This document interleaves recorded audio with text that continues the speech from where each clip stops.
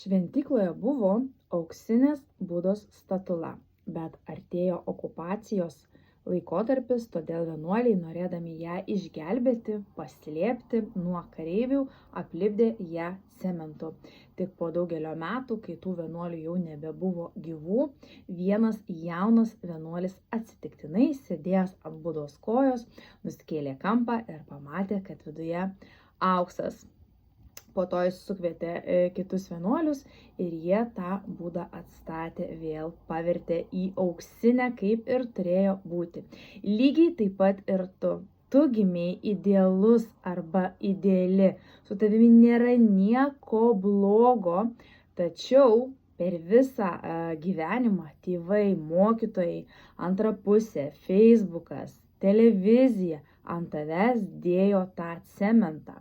O tas cementas yra tavo mintis, ką kiti apie mane pagalvos, kaip aš čia prieš kitus atrodysiu, ar tai yra normalu, ar tai yra nenormalu ir panašiai. Tad mano šios dienos palinkėjimas tau: atsikratyk to cemento ir nustok jaudintis dėl to.